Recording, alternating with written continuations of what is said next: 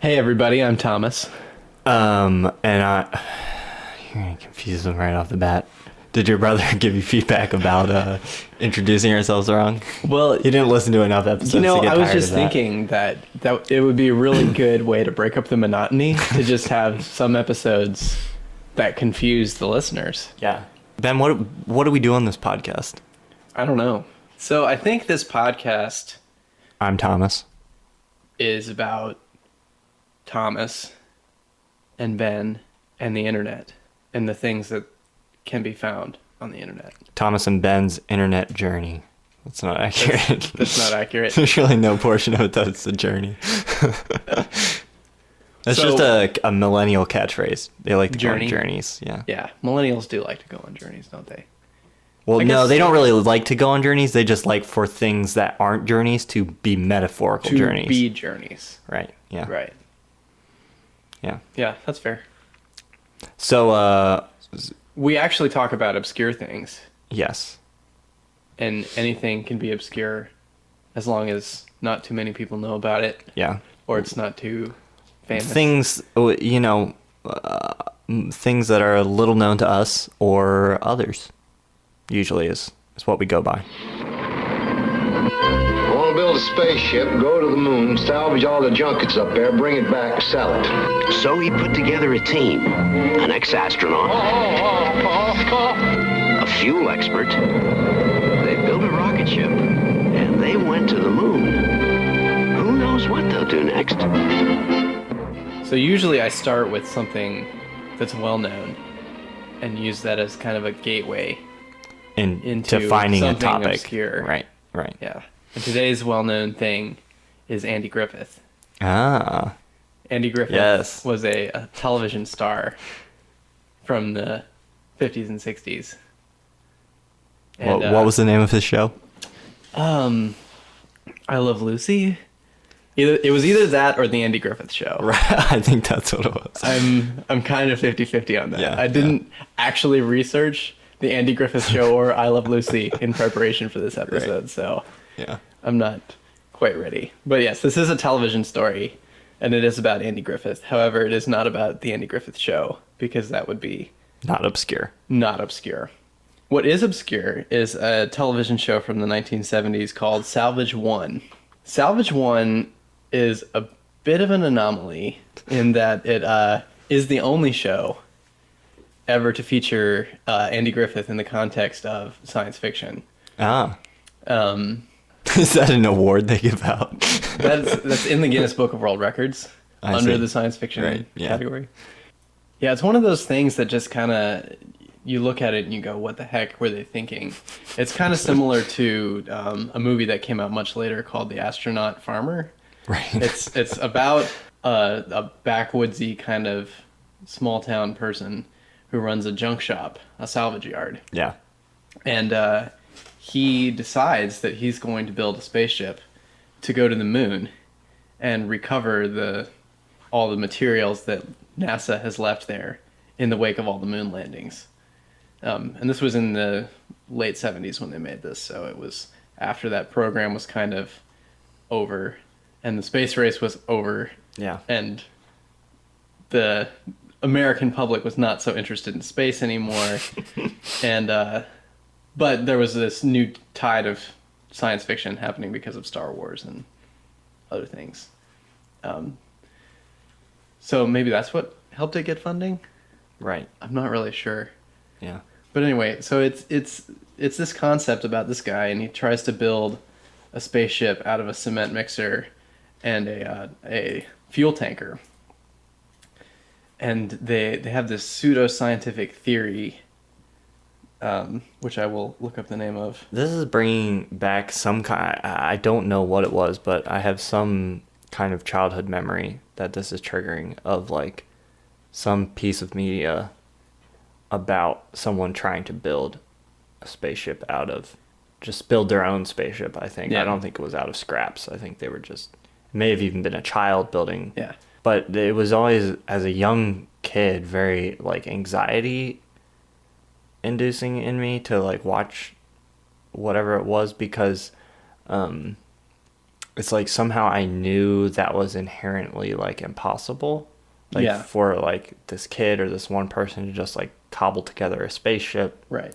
And so like instead of me just blowing it off as a kid and being like, oh, that's just unrealistic, it like made me very uncomfortable because I guess I thought like maybe the character would try to go to space or something and just end up like dying or burning or... Logically, you kind of reach the conclusion that they're not going to make it. Right. Because logically, there's no way that you could. Yeah. And so the whole experience of like watching them try to build this thing was just very...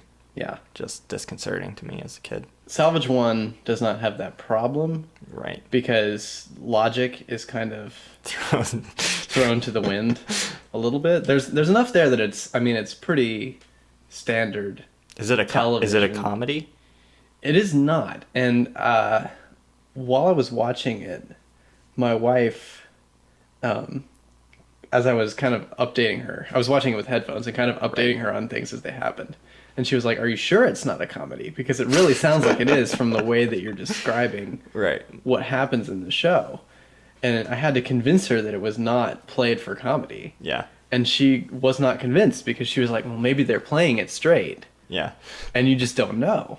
Yeah. And I'm like, well, I really do think, based on all the evidence, that they were sincere in it.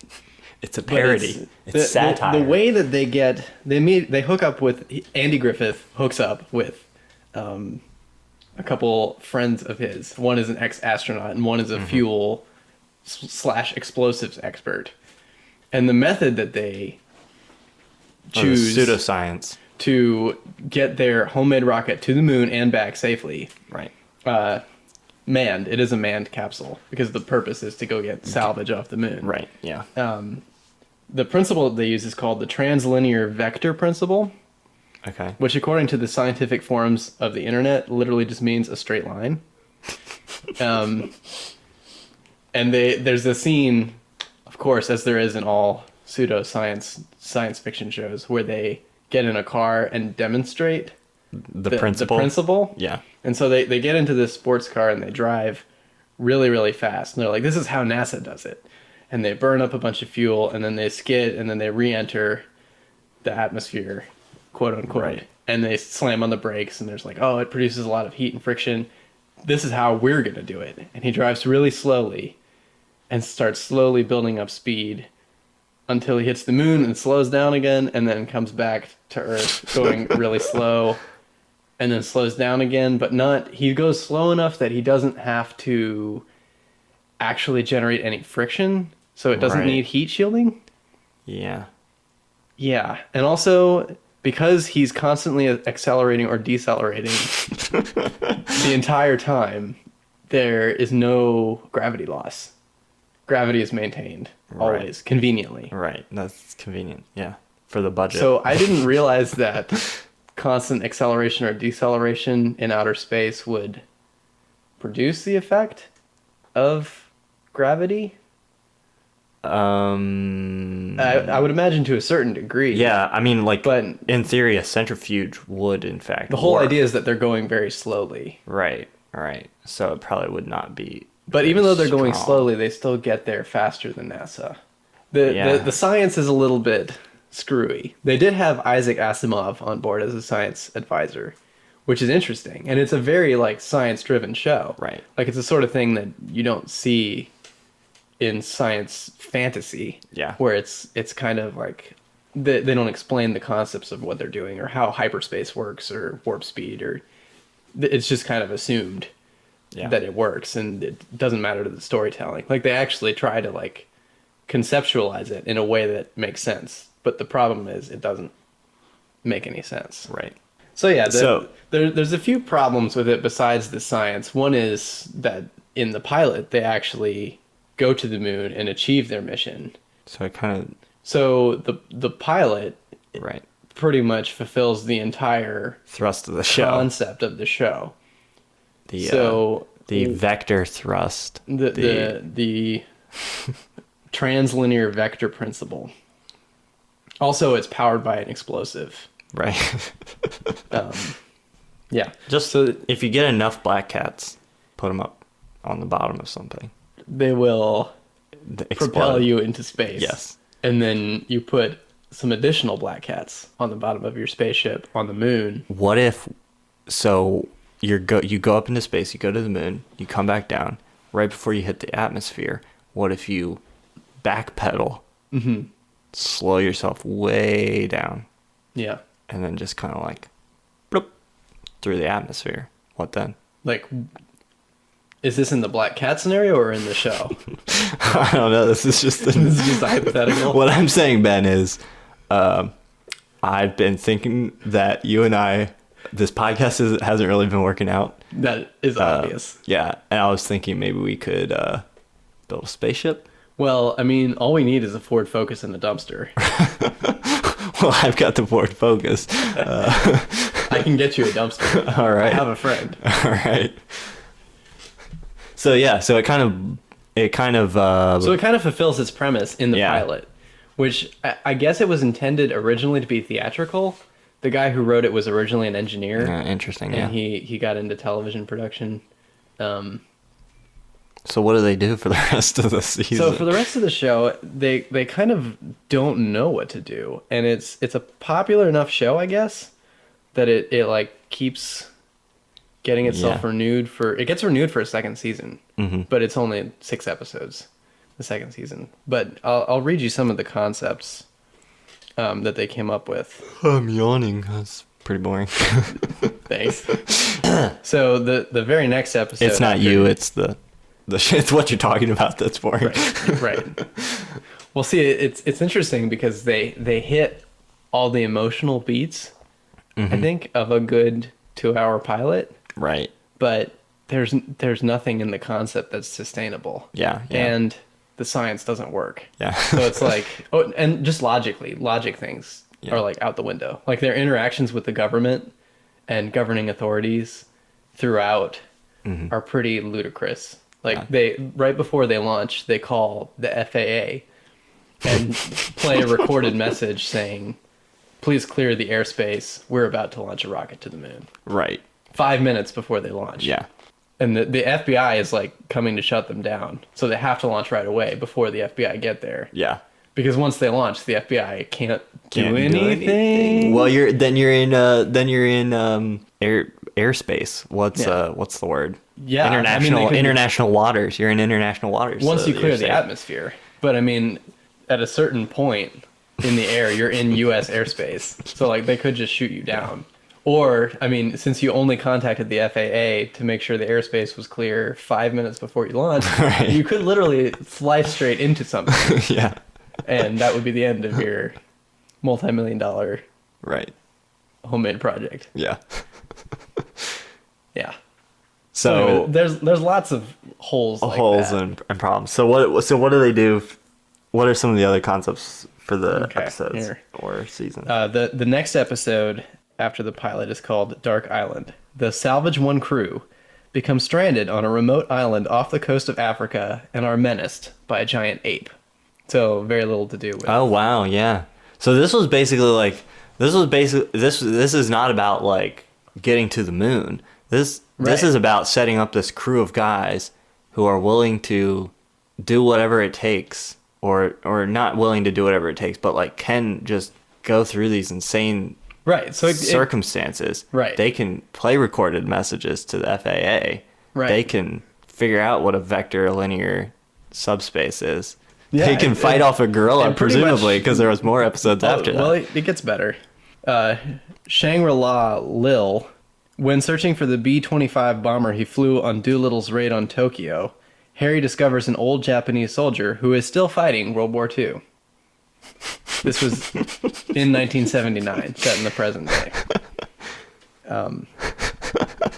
Shelter 5, when an earthquake traps a small girl in a bomb shelter, the Salvage One team tries to rescue her before aftershocks collapse the remaining structure. So now it's a rescue show. Yeah. And my personal favorite, The Haunting of Manderley Mansion. The Salvage One team befriends an alien creature from Andromeda who has crashed on Earth and assumed Harry's shape. The alien needs Harry's rocket to escape Earth's gravity and resume his journey home. And I didn't watch it, so I don't know how that ends, but Yeah. the show keeps going, so I guess he doesn't get the rocket. Yeah. Man. Yeah. This is so, And then they go looking for Cortez's treasure. They are hired by the U.S. government to rescue a satellite that is plated with gold because, why not? Right. An African dictator threatens to kill a recurring character in the show who works for the FBI. They befriend a robot who, unknown to the team, has run away from a secret army base and is programmed to kill anyone who poses a threat. So, killer robots. right. Seems like a very sort of Doctor Who They sort try of to thing. locate gold from the Confederate States of America, but then they're captured by greedy townspeople and forced to work for the locals. So I guess a forced labor kind of situation. They try to, most famously, they try to tow an iceberg. Oh, yeah. Just get some hooks under there, a little bit of a boat. For just pull it, for tug no it- reason that I can really understand. Tug it I don't know along. why you would need to tow an an iceberg? iceberg. Well, you cut it up into little pieces, sell a bunch of ice, free. How much ice is that? That's a huge amount of ice. No, you just tow it down to Africa, melt it, bunch of fresh water for people. Yeah, maybe. Something like that. I don't know. I don't know. Those are It just, I'm just it brainstorming here, doesn't and really that's make just two sense. reasons. At the end of the Off the pilot, top of my head, so I'm sure they could kinda think of something. suggest that they need an iceberg to prevent a drought. And there's a separate episode where Right. they go Yeah, and yeah, prevent a drought, by making it rain with their rocket. But I guess they use the iceberg for that. Maybe they fly pieces of the iceberg up in the rocket and then. Right, and then they I'm, melt I'm and they fall. speculating now because You I would think haven't actually watched yeah. any of this television, but you can kind of see that. Yeah. And it's just so This is- bizarre this is because amazing. they picked Andy Griffith to do this Right. idea. Yeah, Out of everyone they could have had, they picked they Andy. decided Andy Griffith would be a good choice. Yeah, And he's not bad in the pilot. The pilot is fairly watchable, but it leaves you definitely feeling like the story's kind of over. yeah. So I don't really know how they continue it. Oh man, And he's kind of presented as a con man figure. Andy Griffith's character. Yes, he's. Oh, I mean, wouldn't know. the opening scene, the introduction of his character as he buys this World War I plane, and he lowballs the guy on the price that he buys it from. And then the very next scene is he's selling it to two different people. He sells the engine to a guy who restores old planes, and then he sells the plane body to a guy who has fancy restaurants. Right. So he's kind of presented as this guy who's out for profit, Yeah. and He his can at least do some wheeling His and wife dealing. that he's divorced from, his ex-wife, works for him. Is his secretary, Right. which is really Yeah. weird. That never happens. But he's estranged from his daughter. His daughter calls him on the phone in one scene, and but she's not in any of the rest of it. Even after he's famous for being this entrepreneur that launched a rocket to the moon. But yeah, all that notwithstanding, he's presented as a character who's motivated by profit, and he's kind of he doesn't care about government regulations. He's very conservative man. But at the end of the story, after he successfully recovers all the salvage, he just donates it to the U.S. government. Oh yeah, makes sense. For no given reason. Right. He just does it. Well, to redeem himself, Presumably. Or it's weird because they guide they don't have enough money to buy the type of computer that they need to guide their vessel. They don't have a guidance computer. So they literally plug into a fax line and hack into a supercomputer. Oh yeah. And Yeah, the yeah. lines keep going down and getting busy at critical moments in the plot, so they keep losing control of their spaceship Right. at inconvenient times. Yeah. That's, And then that's the as- price you pay for hacking. As they're landing on the moon, the whole world is watching because they installed television cameras on the rocket. And Right, of course. Yeah. That's the kind of thing. That's the kind of thing you make sure you have when you're on a tight budget. Right. You know. that sort of Exactly. thing. So they're landing on the moon, and all the people in the supercomputer center, they show the supercomputer that they've hacked into. Right. The people in the supercomputer center are not changing magnetic reel-to-reel tape like they normally would be. Yeah. They're sitting around the television watching this unfold. Yeah. And then this guy, who I can only imagine would be named Larry, is in the background, just walks over and he's like, "Hey, is anybody using Unit 4 over here? I'm just going to wipe the memory and turn it off." And they're like, no, we're all watching TV. And he's like, okay. So he goes over and he turns off the computer that they're using as their guidance. So they didn't even know that their computer was in use. Right. They were just watching it on TV. Yeah. But this is like a plot. Right. This is a major plot point because they're about yeah. to land. And they lose control of their spaceship completely. And it becomes a moment of great drama and then they interest. have to pilot it themselves. On manual control. Manually, presumably, yeah. Man. Yeah. It's very interesting. Sounds wonderful. It's based one of on those everything you things- said, it makes me want to watch it. Just because it sounds very like inscrutable. But it's one of those things that just doesn't make any sense. I guess especially some of those later episodes. The time and place was right for and it got it and for a WTF type situation to just arise. Sometimes you just need to cast Andy Griffith and you're... You know, they say we are reaching peak TV now. Mm-hmm. Honestly, I think it happened. Peak TV happened a long time ago. Concepts like that.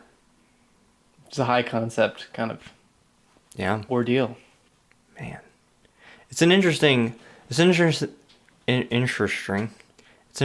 thing that like I've noticed is how kind of like throughout history, through kind of the industrial technological revolutions, there's been kind of this character or the story of this character of like the lone wolf kind of figure or a small band of people who were inventors or they were able to do something on their own that was kind of great and amazing and individualistic.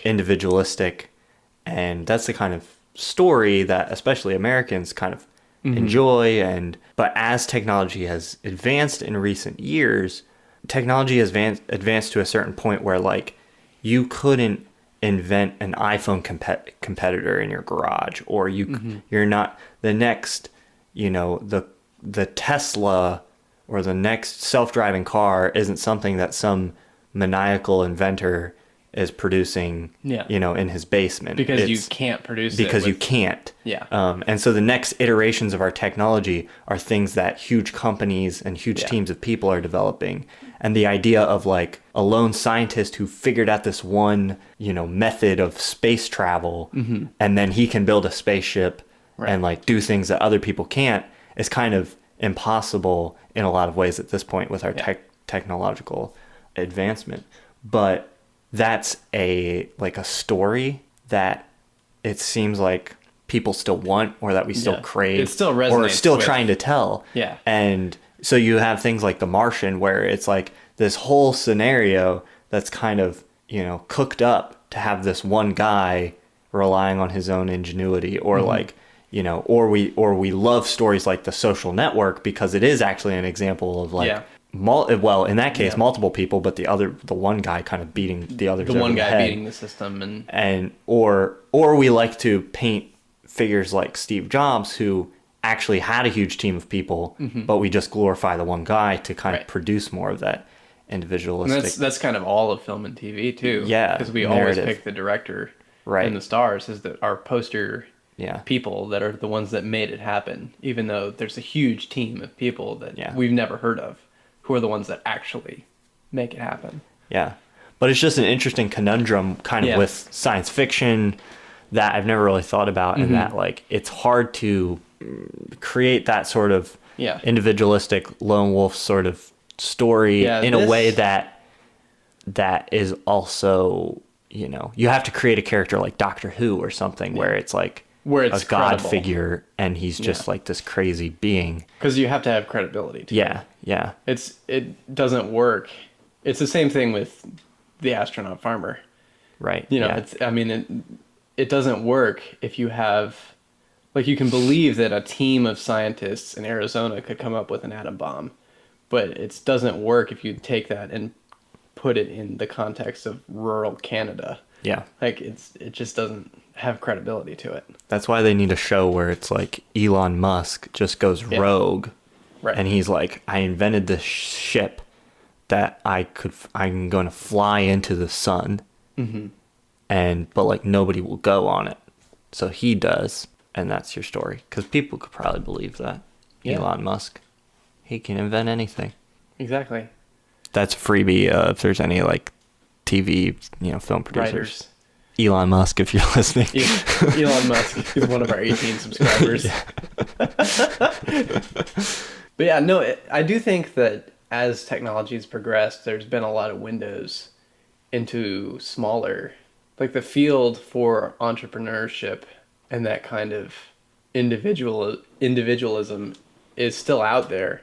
It's Right. just more diversified and more spread out. Yeah, and technology has allowed individualism in areas that it couldn't have sustained it before. So Yeah. like 1 or 2 people can make a movie now on their own, and that would have been very hard for But people theoretically, before. if you came up with an idea for an app, like you might not be able to create a new iPhone Right, but you could or the next iPhone right. technology, but you might be able to come up with a new app that changes the way Yeah. that people app. Yeah, You know, that's true. So it's- That's true.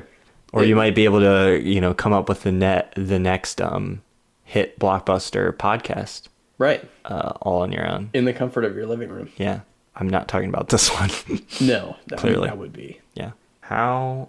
But yeah, it's interesting does it because you happen? talked about things that we were talking before the show started, that about things that don't quite work Yeah. that are made by competent people. Yeah. And it's definitely one of those because it's a studio production and Right. it's solid. Yeah. And it like I said, the emotional beats of the story are pretty good. Like it hits all the right points. But the concept is just so silly and like incredible Yeah. that they put a lot of effort into pseudoscience, but I guess either like what we know now, probably what they knew then. It just, the science obviously doesn't work. Yeah. It's kind of like The Martian. Yeah, The Martian wasn't that bad though. it does kind of remind me of The Martian, but it's like if the Martian starred Neil Patrick Harris or something. Right. It's like, or someone more over the hill than Yeah. Neil Patrick Harris. No, the funny thing is the show sounds just kind of like ridiculous on its own merit, but then like you just throw and then like as part of the pitch of the ridiculousness, you're just like, oh, and by the way, It's Andy Griffith. Andy Griffith. Yeah, and this was at a point where he'd been out of the limelight for 10 years. Right. And it was before... So people probably watched this like, oh, Andy Griffith, finally. Yeah, and there was... that's probably why Yeah. the pilot was successful enough for it to be picked up and be... Yeah. Because it was kind of like a movie of the week, and then they picked it up to be a series. And it's probably because he had enough of a following Yeah. and there was enough interest in space, I guess, At the that time. point. Huh. Because the American mentality was shifting towards the Reagan era and away from the dark times of the 70s. What will they think of next? You know what? If somebody floated that concept now, it would probably get picked up again because now anything is a TV show. Yeah. Netflix has a new original every other week. If you put more thought into it, it would be more credible. Yeah. But even at that time, there had already been an international treaty signed. I might be getting the dates mixed up, but I believe at that time there was already an international treaty saying that what was in space was basically an international state park. So that would forbid commercial ventures. Yeah.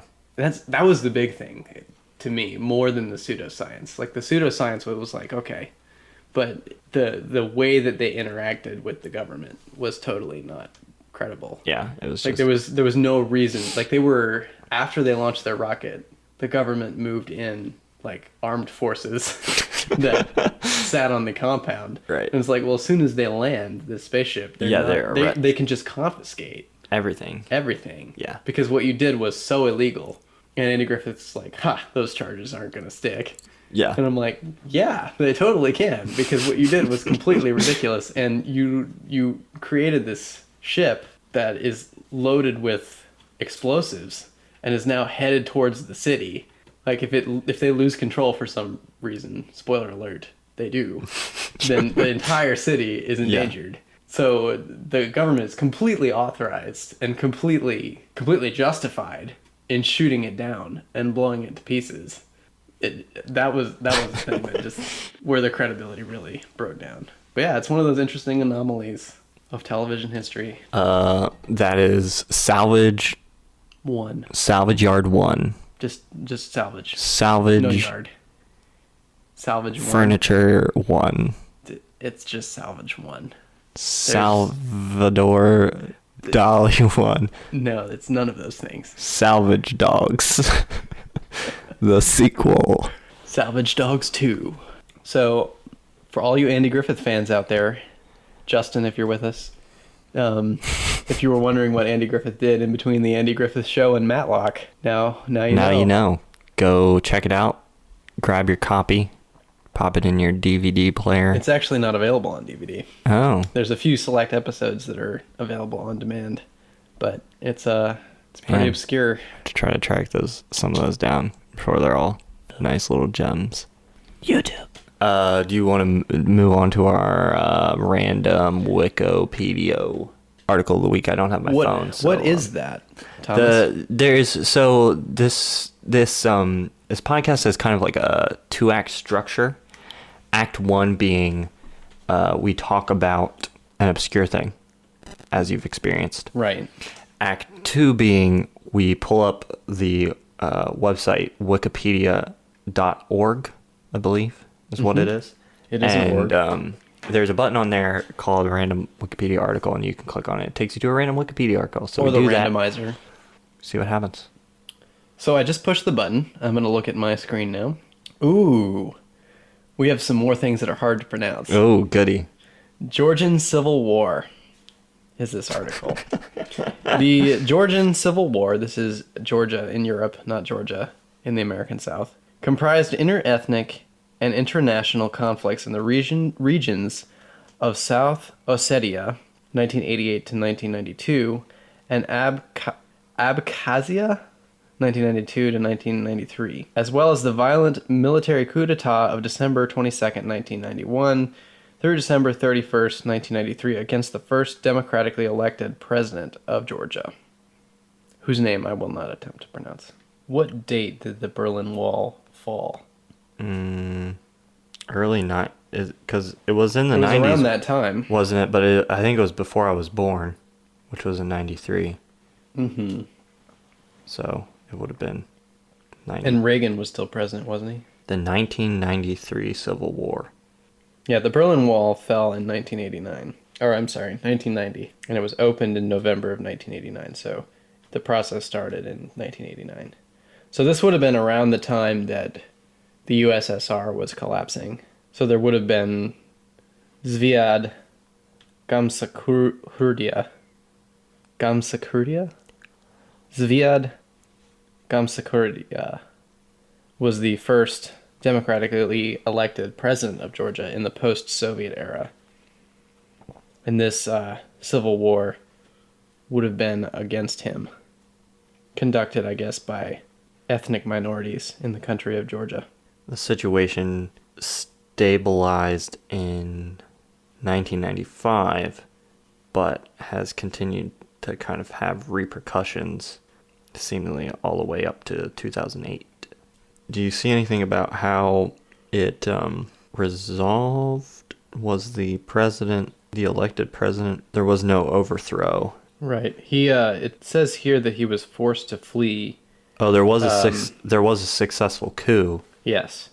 But he led a form of government in exile for 18 months after he fled. So I guess after that 18 months, the rebel government was recognized. Okay, so after he fled, the Zivadists kind of continued to support him, and they responded with demonstrations and even acts of terrorism, or allegedly organized by them. It looks like there's quite a few groups at play here. The best name here is the Confederation of Mountain Peoples of the Caucasus. Of the Caucasus? Caucasus, yeah. They have a flag that looks like a pretty blatant ripoff of the American flag. Interesting. Oh, it's green and white. Yeah, Yeah, it's basically the American flag but with green and white stripes instead of red and white stripes. That's definitely a winning flag.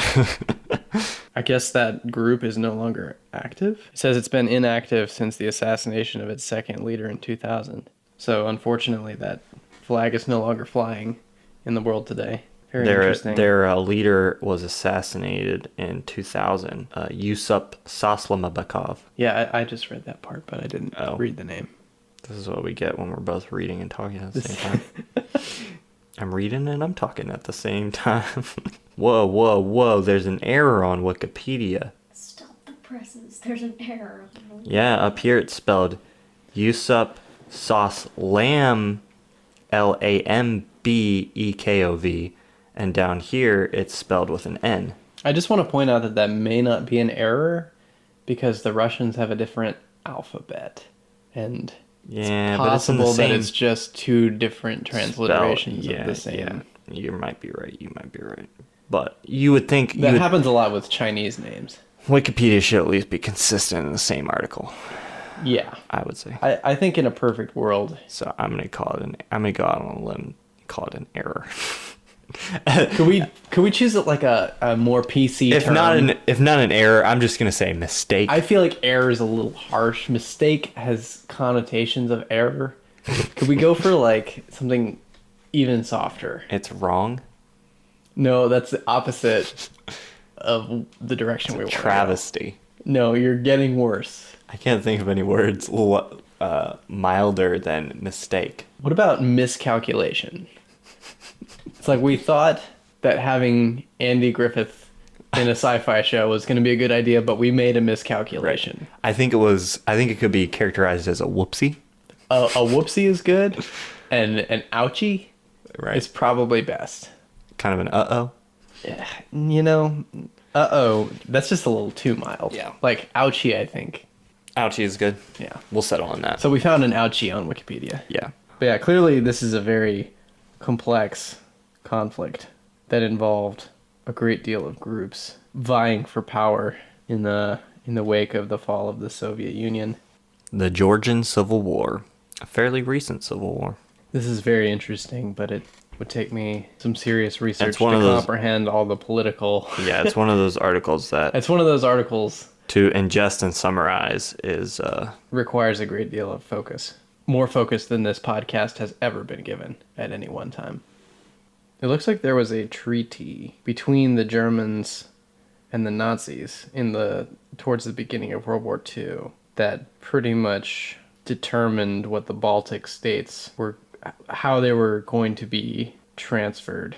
Or basically that those states would be regarded as neutral between those two world powers. But that was pretty much amended when Poland was invaded, it sounds like. However, when the Soviet Union collapsed, the United States decided to revisit that treaty and use that as the basis. The White House used that as their basis for supporting the independence of territories like Georgia, Armenia, and Azerbaijan, as opposed to them being a part of Russia. right. And there's prickliness about Georgia between Russia and the US to this Right. day. Which brings us back to Kin Zaza. Yeah. As we know, one of the main characters from that film is a Georgian. True. You're on something there. Well, I believe that concludes the random Wikipedia article section of the program. If you'd like to know more about the Georgian Civil War, just Or about Google. or about Wikipedia. Whoa. Or about Wikipedia. There was a very small earthquake, but it was very obscure. It was, appropriately enough. It was Mach 5. That's just not the right rating Did scale. it use the translinear vector principle? Yes. If you slow down enough, you just kind of like. Yeah, it's just gradual, constant acceleration. Oh, right. You don't have to reach escape velocity. You just go very slowly, and then you just kind of slip through. Yeah. You don't have to escape because you're going so slow. They don't realize you're trying. The It's gravity doesn't realize that you're even there because It's you're like- going so slow. if you're in a prison with a bunch of guard towers, Right. and you go running for the fence, You're just gonna get shot. you're just gonna get shot. But if you just kind of like mosey on, just kind of walk up. no, not even that fast. You just kind of inch your way. Yeah. Like They don't even notice you're there. They're like, why is that guy standing? And then like half an hour later, you're like a foot closer to the fence. Yeah, and then by the And time then you get they're on like- the other side of the fence, they're like, "Oh, we should go get him." but he's moving so slowly that we probably have some Probably time. not a threat. Yeah. You know, we'll get him after lunch. Yeah. After the cigarette. The guards at the prison become the frog in the pot of boiling water. Yeah.